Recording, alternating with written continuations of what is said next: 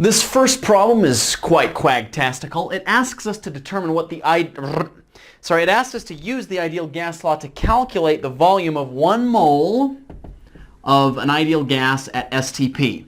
We should remember that standard temperature and pressure are 1 atmosphere and 0 degrees Celsius, which is 273.15 kelvins.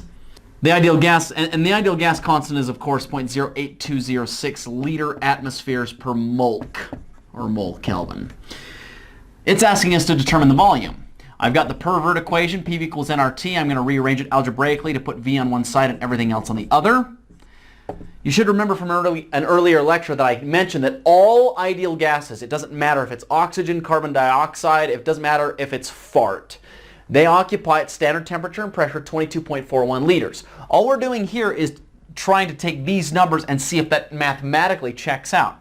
So I throw in my number of moles, 1 mole, my ideal gas constant, 0.08206 liter atmospheres per molk, and my temperature, which is 273.15. You can once again see why we don't use degrees Celsius here, because if we had 0 degrees Celsius here, it would make the numerator 0, and that just wouldn't make sense.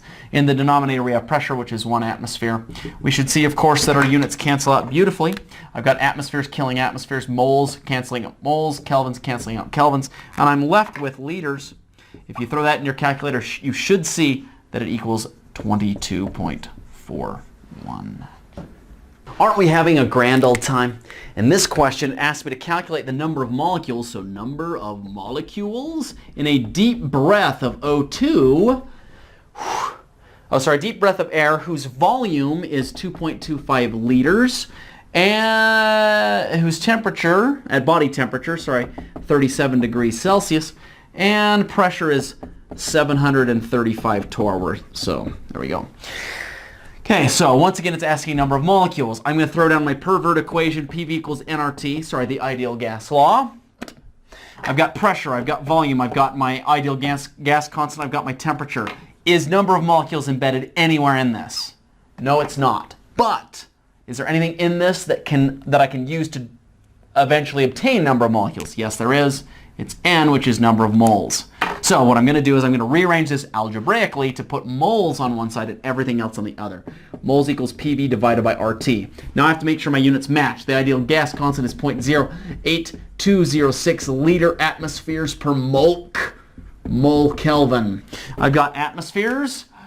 Oh, I don't have atmospheres, I've got torr. So I'm going to have to convert. I have to remember that I've got torr in the basement, I've got atmospheres on top, and I have to remember that 1 atmosphere equals 760 torr. Something I require my students to memorize. I also have kelvins right here. I don't have kelvins over here, so I'm going to have to do that conversion. 37 degrees plus 273.15 is going to give me my temperature in kelvins. When I did that conversion earlier, I determined that, this temperature equals 310.15 kelvins. I also determined that the number of atmospheres here is 0.967 atmospheres. All my units match now, so I'm good to go. Number of moles is going to equal pressure. Pressure is 0.967 atmospheres multiplied by volume. Volume is 2.25 liters in this case, divided by the ideal gas constant, 0.08206 liter atmospheres per mole Kelvin, multiplied by temperature, and temperature is going to be 310.15 kelvins. Kelvins cancel each other out, liters cancel each other out, atmospheres cancel each other out. I'm left with moles in the denominator of the denominator, which means it's in the numerator, so that should be a number of moles. I did this calculation earlier, and I determined that N equals something. Yeah, equals 0.0855 moles. Now the question isn't asking us to determine the number of moles, it's asking us to determine the number of molecules.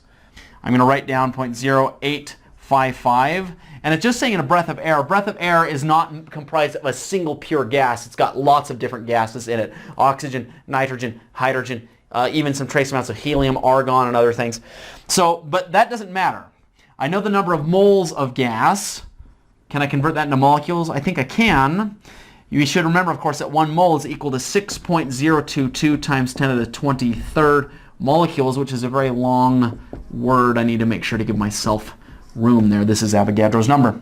Moles cancel each other out. I'm left with molecules as my units. I throw that into my calculator, and the final answer ends up being 5.15 times 10 to the 22nd molecules of air.